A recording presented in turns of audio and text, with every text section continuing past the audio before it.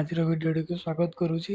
आज आम पढ़ा आमर भारत को बॉर्डर शेयर करुवा 7टी देश एवं आमर थिबा यूनियन टेरिटोरीज गुड़िक माने केंद्र शासित अंचल गुड़िक।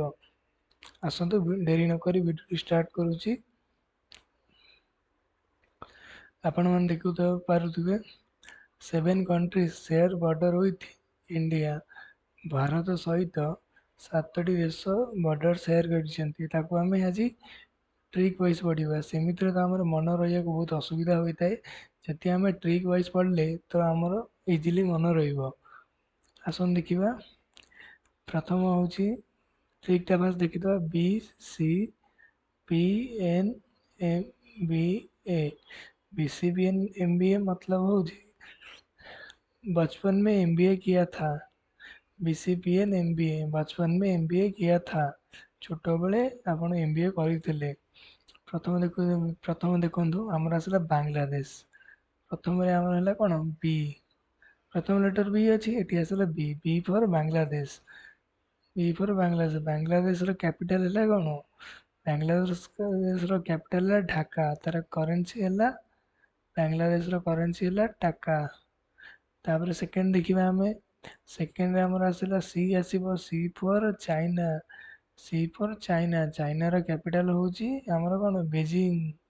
चाइना को बेजिंग चाइना कह जाए। तृतीय चाइनार कैपिटल गला।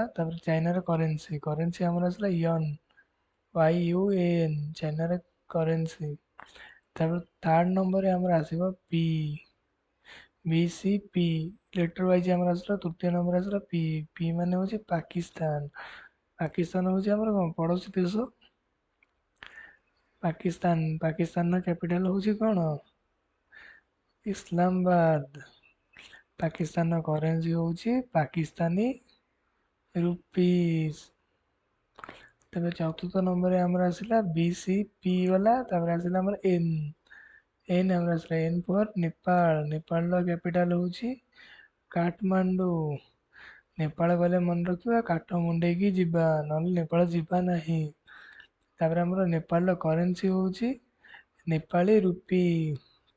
गोटे कथा ये कही रखुची आपण मैंने मन रखिए कि आम इंडिया रु अन्य देश मान गले आपन को पासपोर्ट वीजा दरकार होता है। किंतु नेपाल हूँ एक एमती कंट्री जोटि गले आमर पासपोर्ट दरकार हो न थाए। तापर पंचम आसवा पंचम आसला आमर BCPNM आसला। पंचम M for Myanmar. Myanmar capital हूँ नापिडवे एवं म्यांमार करेन्सी हूँ क्याथ।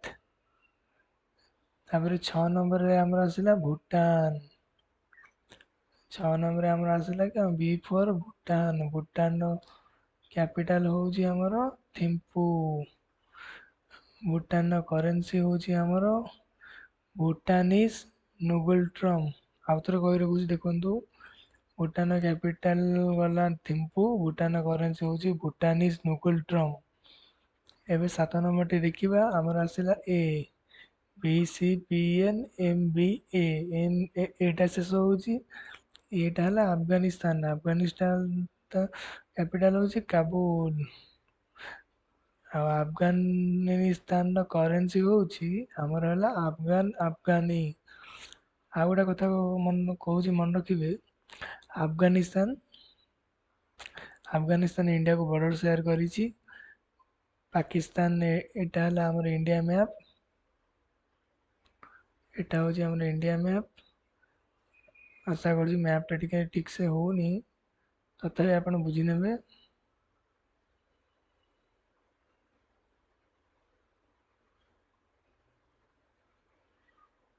एटा आमर इंडिया मैप। एटा टिके एमती कटिज। एटा आमर इंडिया मैप है। एटा आमर इंडिया हेले यही जगह पाकिस्तान यही जगह एमती गुजरात सहित एमती जाकि एमती आसिक ये रही। एटा है पाकिस्तान। पाकिस्तान है तापर अफगानिस्तान इंडिया को जमा एति सरर यही सर्वर बॉर्डर शेयर करी। ଏଇଟା ଆମର ହେଲା ଆଫଗାନିସ୍ତାନ। ଆଫଗାନିସ୍ତାନର କ୍ୟାପିଟାଲ ହେଲା କାବୁଲ। ଆଫଗାନିସ୍ତାନର କ୍ୟାପିଟାଲ ହେଲା କାବୁଲ। ଆଫଗାନିସ୍ତାନଟା ଏଟା କୋଉ ନଦୀ କୂଳରେ ଅବସ୍ଥିତ? ଏଟା ହେଲା କାବୁଲ। ଏଟା ହେଲା କାବୁଲ ନଦୀ କୂଳେ ଆଫଗାନିସ୍ତାନଟା ଅବସ୍ଥିତ। ଆଶା କରୁଛି ଆପଣଙ୍କୁ ମନେ ରହିଯାଇଥିବ। ଏଟା ହେଲା ଆଫଗାନିସ୍ତାନ, ଇଏ ହେଲା ପାକିସ୍ତାନ। ତାପରେ ଆମେ ଦେଖିବା, ଆଗକୁ ଦେଖିବା, ଇଏ ହେଲା ଆଫଗାନିସ୍ତାନ, ଇଏ ହେଲା ପାକିସ୍ତାନ। ଆସନ୍ତୁ ଆଗକୁ ଯିବା। ଆମର ଏଇ ସରିଗଲା ଏବେ, ବର୍ଡର ଲାଇନ ସରିଗଲା ଆମର ଇଣ୍ଡିଆକୁ ସେୟାର କରୁଥିବା ବର୍ଡର ମାନେ। देखिए आप थोड़ी କହିଦେଉଛି BCPN MBA बचपन में MBA किया था। मैंने बचपन में MBA किया था। ଏବେ ଆସନ୍ତୁ ଆଗକୁ ଯିବା।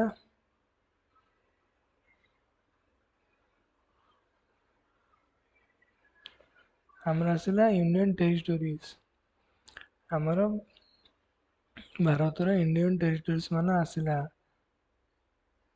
ପ୍ରଥମେ ଆମର ଆସିଲା, ପ୍ରଥମରେ ଆଣ୍ଡାମାନ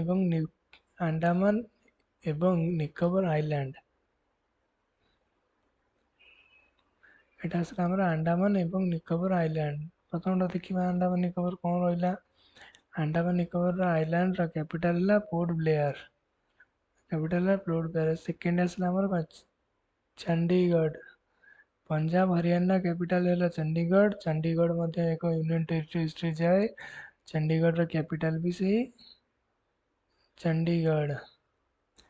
ତାପରେ ଆମର ତୃତୀୟ ପଏଣ୍ଟଟି ମନେ ରଖିବା, very very important, Dadra Nagar Haveli. Dadra Nagar ହାବେଳିର capital ହେଲା ସିଲଭାସା। ଜାଣିପାରୁଥିବେ ମୁଁ କଣ କହିବାକୁ ଚେଷ୍ଟା କରୁଛି। ଚତୁର୍ଥରେ ଆମର ଆସିଲା ଡାମନ ଆଣ୍ଡ ଡିଉ।